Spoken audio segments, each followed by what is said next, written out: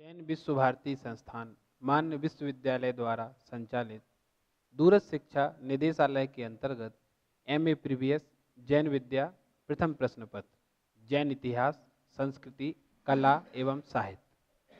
अब तक हमने जैन इतिहास के बारे में पढ़ा, संस्कृति के बारे में जाना, कला की बात हम कर रहे हैं जिसमें मूर्ति कला, चित्रकला इनकी बात हम कर चुके। अब उसी कला के अंतर्गत मंदिर निर्माण की कला आती है और मंदिर निर्माण के पूर्व स्तूप निर्माण की बात आती है। स्तूप के साथ गुफाओं का निर्माण किया गया। देखिए, मंदिर निर्माण की परंपरा 10वीं शताब्दी के बाद की है, परंतु उसके पहले चैत्यालय, जिन्हें स्तूप के रूप में जाना जाता रहा, और कहीं कहीं गुफाओं को बनाया गया। इनका उद्देश्य क्या रहा है?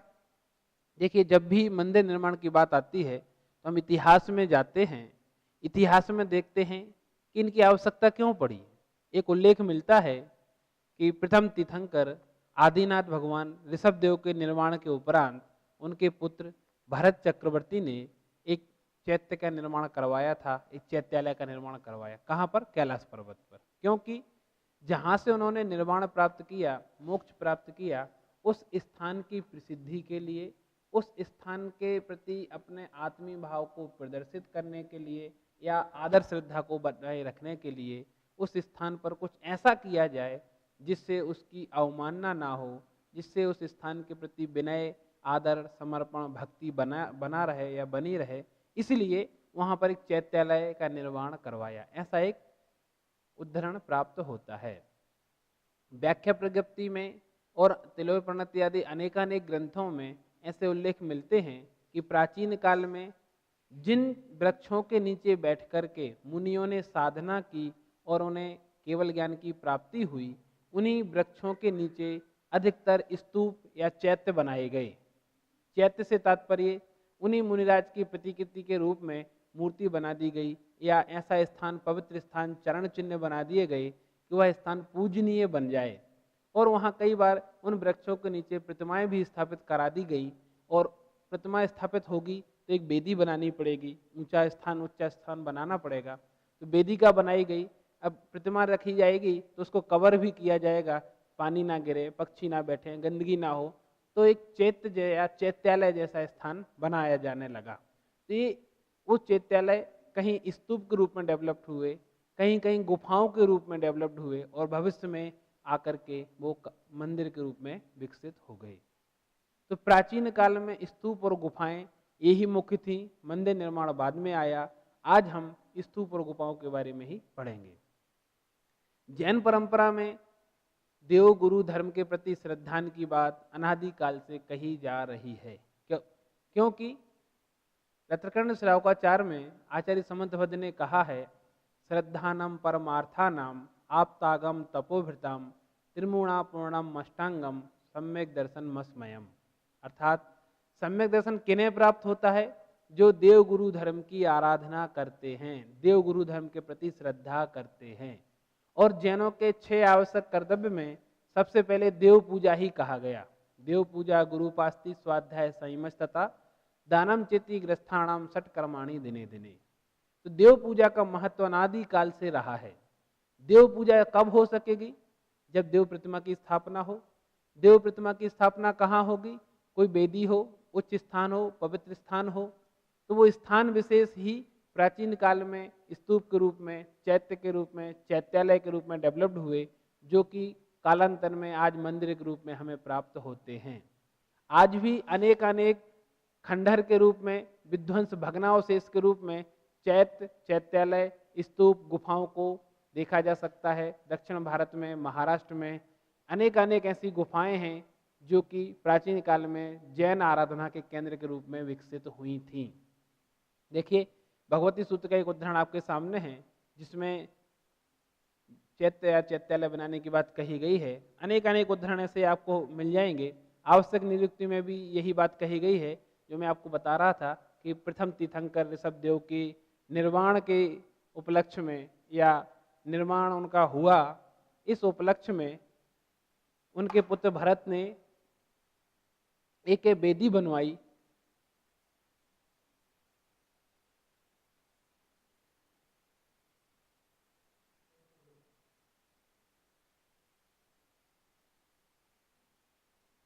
एक वेदी का निर्माण कराया और वेदी के निर्माण के उपरांत ही उन्होंने वहाँ पर एक भगवान ऋषभ की प्रतिमा का स्थापित कराया। तो ऐसे उदाहरण कई सारे मिल जाते हैं। जम्बूद्वीप प्रज्ञप्ति में भी ऐसे उदाहरण प्राप्त होते हैं। प्राचीन इतिहास की दृष्टि से जब हम विचार करते हैं तो मथुरा का स्तूप सबसे प्राचीन स्तूप माना जाता है। मथुरा में जो स्तूप प्राप्त हुआ है वो एक अपने आप में बहुत सुदृढ़ इतिहास को बताने वाला है। मथुरा के स्तूप का जो भग्नांश प्राप्त हुआ है उसके मूल विन्यास का स्वरूप तो प्रकट हो जाता है। स्तूप का तल भाग गोलाकार था जिसका व्यास 47 फीट था, यानी उसका जो गोलाई थी वो 47 फीट की थी। उसके केंद्र में परिधि की ओर बढ़ते हुए व्यास अर्ध वाली दीवारें पाई जाती हैं जिनके बीच में मिट्टी भरी हुई है। इस स्तूप की बनावट यहाँ बताई जा रही है। पूरा का पूरा स्तूप कैसा था इसका अनुमान यत्र तत्र बिखरी हुई सामग्री के आधार पर लगाया जा सकता है। उस समय चित्रकारी उस पर हुआ करती थी, बहुत सारी कलाकृतियां बनी हुई थी, पाषाण के स्तंभ वहां पर थे। इस स्तूप के आसपास एक घेरा था जिसे तोरणद्वार के रूप में डेवलप किया गया। तो इस प्रकार से हम ये देख सकते हैं कि मथुरा का जो स्तूप है वो सर्व प्राचीन है और उसमें हमें ऐसे अवशेष प्राप्त होते हैं जिससे जैन इतिहास में स्तूप निर्माण की बात का पता चलता है। स्तूप के गुम्मट पर 6 पंक्तियों में एक प्राकृत का लेख भी है मथुरा के इस स्तूप में, जिसमें अनंत भगवान को नमस्कार करने के उपरांत ये कहा गया है। देखिए कितनी अच्छी बात लिखी गई है।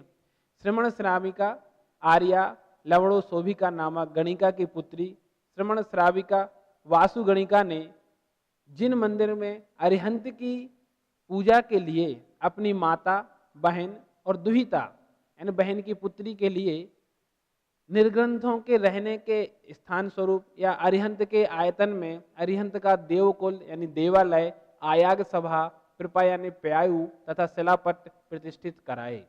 देखिए इतिहास है कि गणिका ने भी अरहंत भगवान की आराधना के उद्देश्य से अपने परिजन उनकी आराधना कर सकें, इस उद्देश्य से जिन मंदिर या जैन चैत्यालय बनवाए। यह शिलापट्ट 2 फुट गुणित 1 इंच गुणित 1 सही 3/4 फुट का है। अक्षरों की आकृति व चित्रकारी द्वारा कुषाण कालीन सिद्ध करता है, अर्थात ये कुषाण कालीन है जो कि प्रथम द्वितीय शताब्दी में बनाया गया होगा ऐसा निश्चित होता है। मथुरा से प्राप्त एक अन्य आयागपट्ट के मध्य में छत्र चमर सहित जिन मूर्ति विराजमान है उसके आसपास त्रिरत्न, कलश, मत्स्य युगल, हस्ती आदि मंगल द्रव्य जो अष्ट मंगल द्रव्य जैन परंपरा में माने गए हैं वो हैं। अलंकारिक चित्रण है। आयागपट्ट चित्रित पाषाण पट्ट होते थे और उनकी पूजा की जाती थी।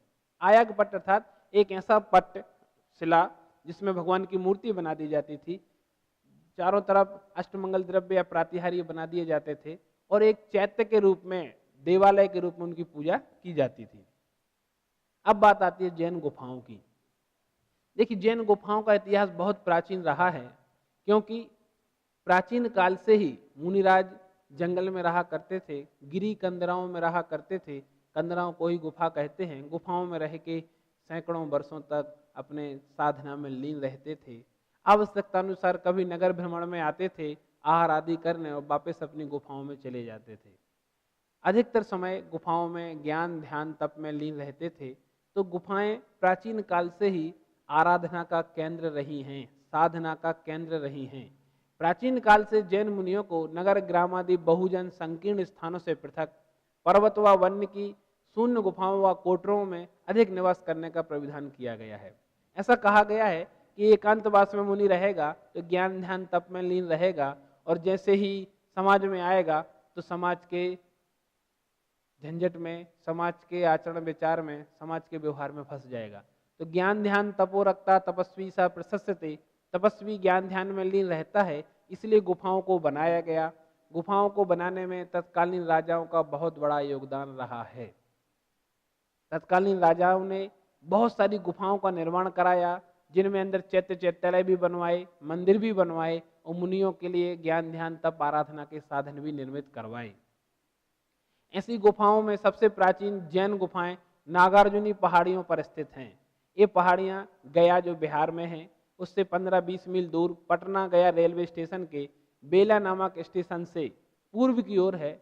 बराबर पहाड़ी, बराबर अर्थात एक स्थान का नाम है, बराबर पहाड़ी में 4 गुफाएं हैं। व उससे 1 मील दूर नागार्जुनी पहाड़ी में 3 गुफाएं हैं।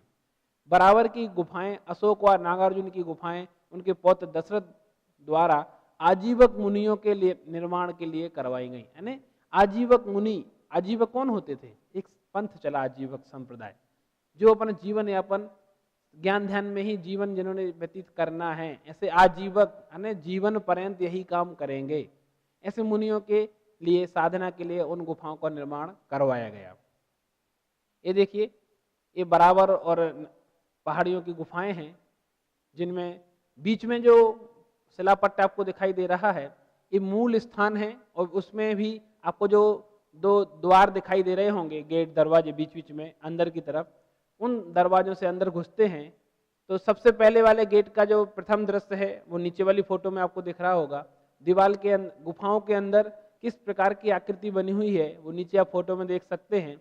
ऊपर जो है वो भी गुफा का ही एक स्थान है, पर्वत के बीच में, पहाड़ के बीच में। और फर्स्ट वाला जो चित्र है वो मेन गेट है जहां से गुफा में एंटर करते हैं। बराबर पहाड़ी की 2 गुफाएं सम्राट अशोक ने अपने राज्य के 12वें वर्ष में और तीसरी गुफा 19वें वर्ष में निर्माण करवाई। सुदामा और विश्व झोपड़ी नामक गुफाओं के लेखों में यानी गुफाओं के नाम भी हैं। एक गुफा का नाम सुदामा है, एक का नाम विश्व झोपड़ी है।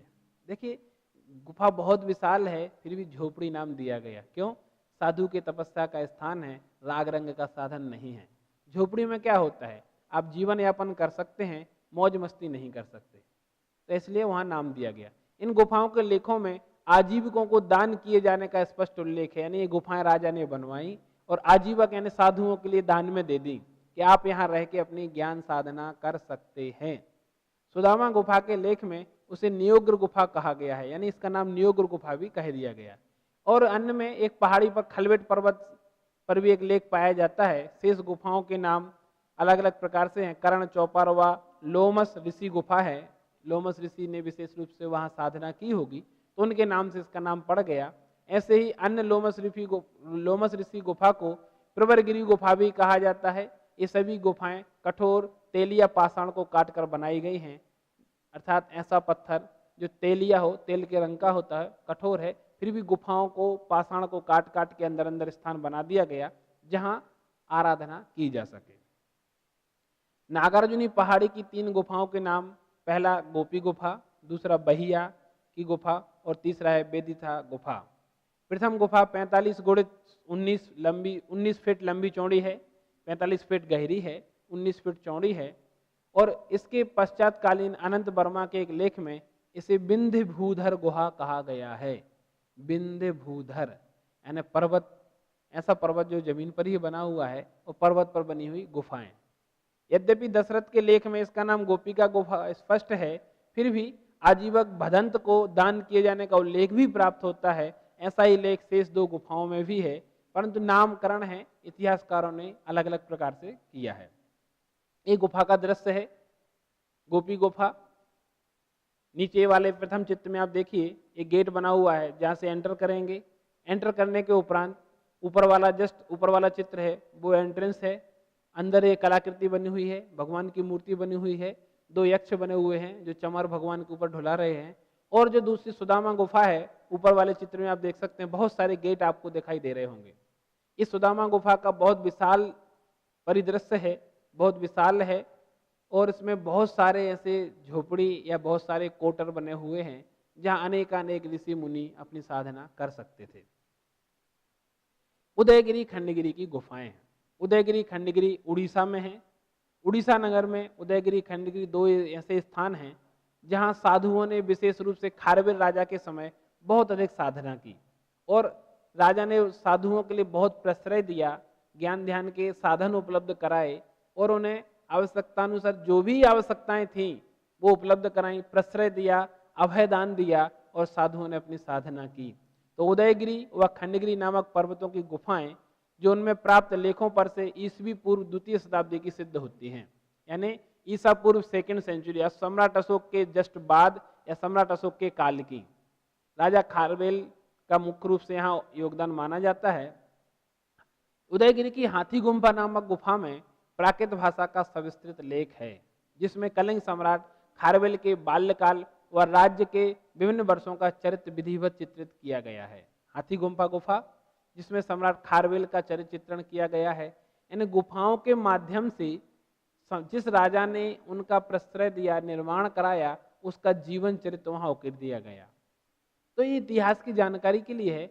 यह लेख अरहंतों सर्वसिद्धों को नमस्कार करने से प्रारंभ होता है और उसकी 12वीं पंक्ति में स्पष्ट उल्लेख है कि उन्होंने अपने राज्य के 12वें वर्ष में मगध पर आक्रमण कर वहां के राजा बृहस्पति मित्र को पराजित किया और वहां से कलिंग राजा भगवान जिनेंद्र भगवान की जो मूर्ति अपने देश में लौटा ली, जिसे पहले नंग राज अपहरण करके ले गए थे। देखिए, नंद राज जो थे वो कलिंग से जिनेंद्र भगवान की एक प्रतिमा का अपहरण करके या युद्ध के उपरांत उसे अपने साथ ले गए थे। तो वापस बृहस्पति मित्र को पराजित किया गया कलिंग ने और वापस अपने भगवान की आराध्य देव की मूर्ति को प्राप्त किया, ऐसा वहां उल्लेख है। इससे ऐतिहासिकता भी प्रमाणित होती है और गुफाओं का महत्व भी प्रमाणित होता है। ये देखिए, उदयगिरी खंडगिरी की गुफाएं उड़ीसा स्थित, मनोरम दृश्य है। आज वहां पर इतनी उनकी व्यवस्था इस तरीके से है गवर्नमेंट के द्वारा कि एक गार्डन टाइप का बना दिया गया है। लोग वहां जाते हैं, देखते हैं, इतिहास की जानकारी प्राप्त करते हैं। ये नयनाभिराम दृश्य उदयगिरी खंडगिरी की गुफाओं के। ये नीचे हाथी बने हुए हैं, हाथी गुम्फा गुफा का एंट्रेंस गेट है। ऊपर ऐसा लग रहा है कि जैसे मगर अपने मुंह को खोले हुए हो, इस टाइप से विभिन्न कलाकृतियों से युक्त गुफाएं बनी हुई हैं। और ऊपर राइट हैंड में जो एक आपको पट्टे दिखाई दे रहा है जिसमें कुछ लिखा हुआ है, ऐसा प्रतीत हो रहा है, परंतु स्पष्ट नहीं दिख रहा है। देखिए, प्राचीन काल में पत्थरों पर लिखा गया उल्लेख है। इसको पढ़ने का एक तरीका होता है, जब आप उस गुफा में जाएं, कोयला अगर आपके पास है तो उस पर लेप कर दीजिए और फिर पानी से धो दीजिए। तो जो लिखावट है, जहाँ जहाँ गैप है, कुरेदा गया है, वहाँ कोयला भर जाएगा, शेष झड़ जाएगा। उससे आपको अक्षरों को पढ़ने में सहायता मिल सकती है। इसी तरीके से इसे पढ़ा गया और ये पाया गया कि किसका वर्णन है, किन्होंने बनाई। सम्राट खारवेल ने बनवाई, 12वें वर्ष में बनवाई, युद्ध जीतने के उपरांत बनवाई। विभिन्न वर्णन यहाँ पर पाए जाते हैं। ये देखिए, भगवान की प्रतिमाएं दिख रही हैं ऊपर। नीचे कुछ नर्तकियां नृत्य करते हुए दिखाई दे रही हैं। कलाकृतियां विभिन्न प्रकार की बनी हुई हैं गुफा के अंदर। ये गुफा के अंदर का दृश्य है, जिसे देख के हम समझ सकते हैं कि गुफाएं सिर्फ ऐसा ही नहीं था कि लोग जाएं और पत्थर के बीच में रहने लगें। अगर आपके विशुद्धि नहीं है तो आप राग रंग में रंग सकते हैं, और विशुद्धि है तो राग रंग आपको घेर नहीं सकता। जन सामान्य के लिए मनोरंजन का साधन भी है, आस्था का केंद्र भी बन गया। राजगिरी बिहार में, इस समय झारखंड में, राजगिरी की एक पहाड़ी में मनियार मठ के समीप सोन भंडार नामक जैन गुफा का उल्लेख है। निर्माण की दृष्टि से अति प्राचीन प्रतीत होती है। प्रथम द्वितीय शताब्दी का ब्राह्मी का एक लेख इसमें है, यानी ब्राह्मी लिपि में लिखा गया एक लेख है, जिससे पता चलता है कि ये पहली दूसरी शताब्दी की गुफा है। इसके अनुसार आचार्य रत्न वैरदेव मुनि ने यहाँ जैन मुनियों को निवास के लिए 2 गुफाएं का निर्माण करवाया और उनमें अरहंत की मूर्तियां प्रतिष्ठित करवाई, भगवान की मूर्तियां प्रतिष्ठित कराई। एक जैन मूर्ति तथा चतुर्मुखी जैन प्रतिमाओं से युक्त एक स्तंभ भी वहां विद्यमान कराया। तो ये गुफाओं का उल्लेख है कि क्या क्या मिल जाता है। दूसरी गुफा के निर्माण का लेख में उल्लेख है, वह निश्चितता उससे ही पार्श्व में स्थित है। यानी 2 गुफाएं हैं, विष्णु गुफा के नाम से जाना जाता है, और अंदर में प्रतिमाओं का उल्लेख है। ये देखिए, राजगिरी की मंदिर, राजगिरी पहाड़ी में स्थित जो गुफाएं हैं। ऊपर एक खंडर दिखाई दे रहा है, ये गुफा का पीछे का हिस्सा है। दूर से लिया गया दृश्य ये राजगिरी के मूल मंदिर का स्थान है। इधर नीचे नंबर जो यक्ष आपको दिखाई दे रहा है, ये गुफा के एंट्रेंस के पास का स्थान चित्र है। इधर गुफाएं दिखाई दे रही हैं, गुफा का द्वार, प्रवेश द्वार दिख रहा है, और कुछ लोग दिख रहे हैं जो गुफा के अंदर गुफा का इतिहास, गुफा का परिचय ले रहे हैं। प्रयाग तथा कौसम यानी कौसम्बी राज्य बिहार में ही समीपवर्ती पामोसा नामक स्थान में 2 गुफाएं हैं। शुंगकालीन लिपि में लेख है। राजा शुंग जो ईसा पूर्व द्वितीय शती यानी खारवेल के जस्ट बाद, सम्राट अशोक के बाद के में जो शुंग राजा हुए, उन्होंने इन्हें बनवाया, उनमें लेख भी लिखवाया, और इन गुफाओं को वही छत्र के आषाढ़ सेन ने कश्यपीय अरहंतों के लिए दान दिया। अही छत्र राज्य के आषाढ़ सेन राजा ने काश्यपीय अरहंतों के लिए, यानी काश्यप गोत्रीय जो अरहंत के अनुयायी थे, ऐसे आराधकों के लिए दान में दिया, यानी गुफा बनवा दी, उनसे कहा आप यहाँ रह सकते हैं। ऐसे ही जूनागढ़ गुजरात के बाबा प्यारा मठ के समीप कुछ गुफाएं हैं जो 3 पंक्तियों में स्थित हैं, यानी 3 लेयर में, इस लाइन में गुफाएं हैं, दूसरी में, तीसरी में भी गुफाएं हैं। एक उत्तर की ओर, दूसरी पूर्व भाग में और तीसरी उसी के पीछे प्रारंभ में पश्चिम उत्तर की ओर फैली हुई है। ये सब गुफाएं 2 भागों में विभक्त की जा सकती हैं, जिन्हें चैत्य गुफाएं और तत्संबंधी साधारण कोठियां कहा जा सकता है। चैत्य गुफाएं कौन होती हैं? जहाँ चैत्यालय हो, जहाँ मूर्ति बनाई गई हो, आराधना का स्थान हो। और साधारण कोठियां किस लिए बनाई जाती हैं? जहाँ आराधना करने वाले रह सकें। तो दोनों का डिवीजन भी हो गया, मान सम्मान विनय भी बनी रही और स्थान भी निश्चित हो गया। ये सभी गुफाएं लगभग ईसा पूर्व 2वीं शताब्दी की हैं। ये देखिए, गुफाएं क्रम से बनी हुई हैं। पहला चित्र आपको दिख रहा होगा वो कोठियों का है, क्रम से एक एक गेट बना हुआ है। ये गिरनार पर्वत के आसपास की गुफाएं हैं जूनागढ़ की। गुफा के अंदर एक खड़गासन में साधु की मुद्रा दिखाई दे रही है। बीच वाले चित्र में गुफा में प्रवेश द्वार बने हुए हैं, कहीं से भी आप जा सकते हैं। इधर एक साधु, आधुनिक दृष्टि से आजकल साधु जहाँ रहने लगे हैं अपने पूरे साजो सामान के साथ, वो दिख रहा है। नीचे का दृश्य आप देखिए, जिसमें लाइन से गैलरी बनी हुई है, अंदर रूम्स टाइप की कोठियाँ बनी हुई हैं, जहाँ पर गुफाएं बनी हुई हैं, साधु आराधना किया करते थे। और लास्ट वाले चित्र में आप देखिए, जो दृश्य दिख रहा है, जिसमें पर्यटक लोग गए हुए हैं देखने के लिए, और बहुत सारे एक राउंड स्क्वायर में प्रतिमाएं, अंदर गुफाएं बनी हैं जिनमें प्रतिमाएं हैं। पूर्व में उदयगिरी खंडगिरी व पश्चिम में जूनागढ़ के पश्चात देश के मध्य भाग में स्थित उदयगिरी की जैन गुफाएं प्रसिद्ध हैं। देखिए, एक मध्य प्रदेश में विदिशा नगर के पास भी उदयगिरी है। यहाँ की गुफाएं भी बहुत इतिहास प्रसिद्ध हैं। सांची का स्तूप यहाँ का बहुत प्रसिद्ध है। यहाँ लगभग 20 गुफाएं बनी हुई हैं। पश्चिम की ओर प्रथम, पूर्व दिशा में 20वीं, ये 2 स्पष्ट जैन गुफाएं हैं, यानी पहली और 20वीं तो स्पष्ट जैन गुफाएं हैं। शेष गुफाएं भी तत्कालीन राजाओं के द्वारा बनाई गई, वो जैन गुफाएं भी हो सकती हैं और अन्य तत्कालीन धर्म संबंधी गुफाएं भी हो सकती हैं। कई सारी गुफाएं ऐसी हैं जिनके गुफाओं के ऊपर छत भी बना दिए गए हैं, नीचे द्वार बनाया गया है, स्तंभ बनाए गए हैं, जैसे पूरा कंस्ट्रक्ट किया गया हो। मतलब उनकी आकृति से ऐसा लगता है कि इन्हें व्यवस्थित तरीके से बनाया गया है। इसके साथ ही अन्य पर्वत की गुफाओं की हम बात करें तो चंद्रगिरी पर्वत पर जो गुफाएं हैं उनकी हम बात करते हैं। चंद्रगिरी पर्वत पर, अर्थात कर्नाटक, श्रवणबेलगोला, जहाँ पर सम्राट चंद्रगुप्त मौर्य ने तपस्या की थी, और जिस पर्वत पर उन्होंने तपस्या की उस पर्वत को चंद्रगिरी पर्वत के नाम से जाना जाता है। सम्राट चंद्रगुप्त के गुरु भद्रबाहु, जो कि उत्तर भारत से दक्षिण भारत की ओर गए हुए थे, दक्षिण भारत में जाने के उपरांत अपने पूरे शिष्य मंडली के साथ चंद्रगुप्त मौर्य के शासनकाल में पहुंचे और चंद्रगुप्त मौर्य ने उन्हें अपना गुरु बनाया। दोनों ने ही एक ही पर्वत पर बैठ के साधना की, जिस पर्वत को चंद्रगिरी के नाम से जाना जाता है। चंद्रगिरी पर्वत के सामने जो पर्वत है उसमें बाहुबली भगवान की मूर्ति है, जिसके बारे में हम पहले बात कर चुके हैं।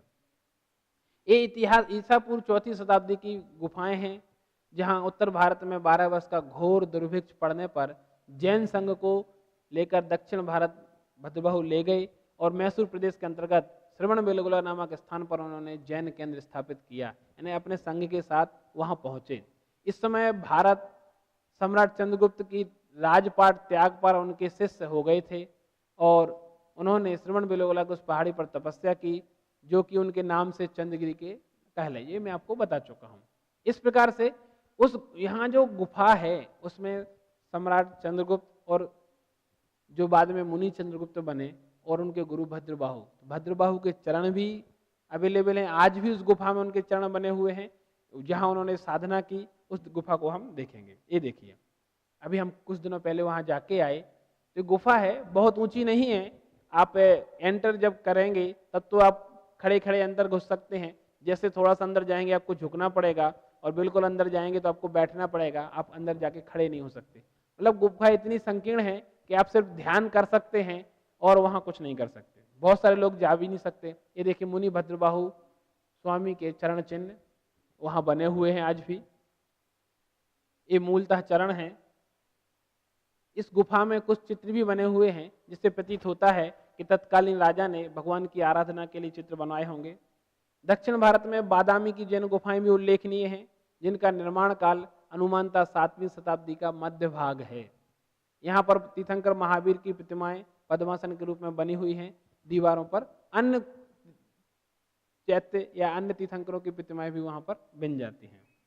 ये देखिए, ये बादामी की गुफाएं हैं। बादामी एक प्रसिद्ध स्थान है गुफाओं के लिए दक्षिण भारत में, और वहाँ बहुत सारी गुफाएं हैं, बहुत अलंकृत हैं, चित्रित हैं। तीर्थंकर की, यक्षों की, यक्षिणियों की, अप्सराओं की प्रतिमाएं, मूर्तियां वहाँ उकेरी गई हैं। अलंकारिक दृष्टि से बहुत ही उत्कृष्ट हैं।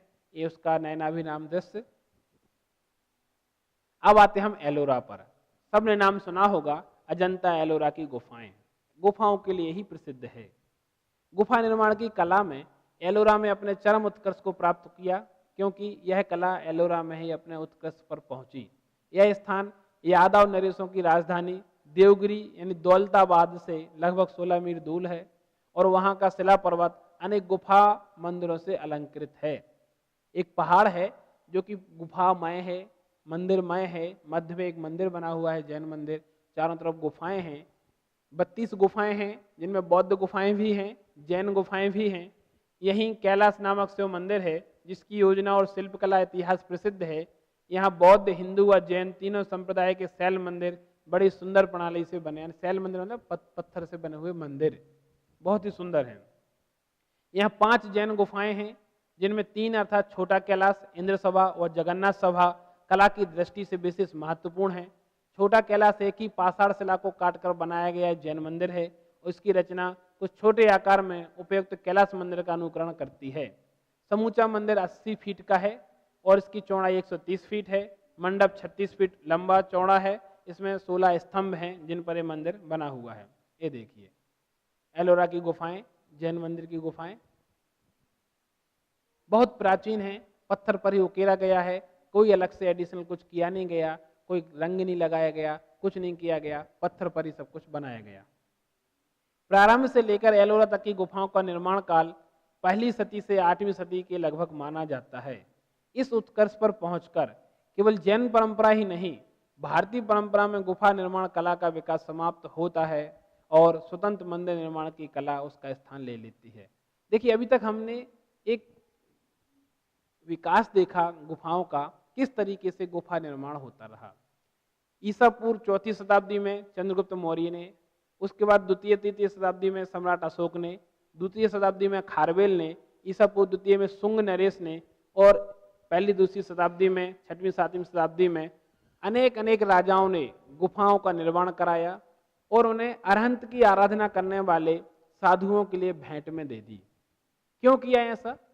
देखिए, साधु होने के बाद उस साधक का स्वयं का तो कुछ होता नहीं है, उसे यत्र तत्र विहार करना होता है, पैदल गमन करना होता है, और साथ ही 4 महीने का जो समय होता है, आषाढ़ से लेके कार्तिक के महीने तक, इन 4 महीने में उसे एक स्थान पर निवास भी करना होता है। चातुर्मास में वो 4 महीने वह एक स्थान पर रहेगा, तो कैसे रहेगा, कहाँ रहेगा?